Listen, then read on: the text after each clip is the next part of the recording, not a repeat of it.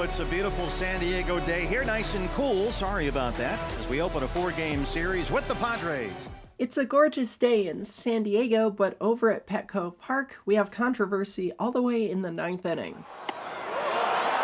Ball 4. Profar walks on this pitch that is high. It had the plate, but it was high. They keep a pin in that for later. We have a runner on first. That's the tying run with 2 out in the 9th. Jake Cronenworth has been on 3 times in this game. Strike 1.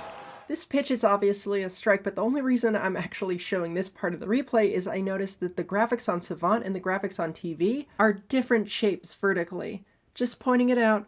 Never one to stir the pot, ever, clearly. Oh. Foul back. 2. Runner goes. Did he go? No, he did not. And into scoring position goes Profar. Those bigger bases will never not look like pizza boxes to me. Remember, the bigger bases reduce the distance between first and second and third by 4.5 inches, and the corners with the plate by 3 inches. It's easier to steal now. Oh.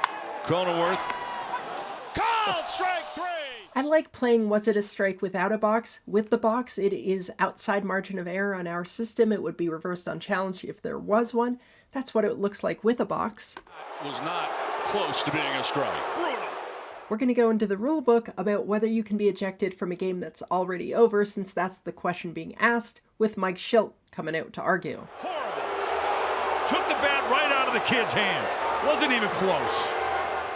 The official baseball rules don't do a wonderful job explaining this, but OBR and high school are the same. It starts when you enter the field and ends when you leave the field. During the commercial break, Mark Parent, who was out there to innocuously take out the lineup cards, got the heave-ho. College takes it a step further, and it talks about getting to the game site and leaving the game site, which is more than just the field.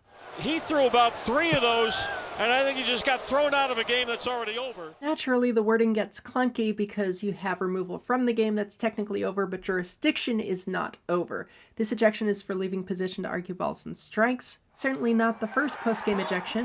Boone's been thrown out of the game by Hallion, a game that is over, so that'll cost him some money. Ejections can result in a monetary fine, suspension if egregious enough to merit one. Shildt was not, but here at least I guess you get it on the record in case anything happens for the rest of the series. It's a 4-gamer, so it's longer than the 3. I'm going to interject officiating philosophy for end of game. You might want to be the good person, try to talk it out, but after the game's over, they've already lost. They think you made them lose. Nothing good will happen by sticking around. In San Diego specifically, the umpire's room is on the third base side of the field.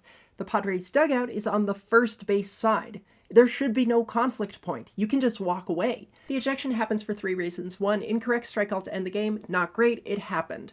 2, Shildt left his position to argue balls and strikes, which is ejection worthy 100%, but you don't have to engage because you have a head start to the clubhouse. And that leads us to the number 3. The first 2 have already happened. They can't be controlled at this point. Number 3 can. Sticking around at home plate and engaging that mad manager, that decision alone made an ejection super likely. My goodness. Do what college basketball officials do and just leave when the game's over. The NBA does not allow referees to issue technical fouls once the game ends. But in baseball, there's really not much of a downside to sticking around knowing you have the ejection in your back pocket. And sometimes it is super necessary. Sometimes post-games ejections are valid. They are merited. They should happen. The Hallion-Boone ejection is an example of an ejection that should happen after the game. Hallion's just trying to leave, and Boone isn't leaving him alone. That is justified. Baltimore's field is set up where you do have more of a conflict potential, but in this game with Bacchus, he could have easily walked the other way instead of taking the manager's bait. He didn't. He took the bait, and he got the ejection, which was probably justified due to leaving position argue balls and strikes, but it didn't need to happen because he could have just walked away. Like Shildt out there arguing that very point, but this game is over.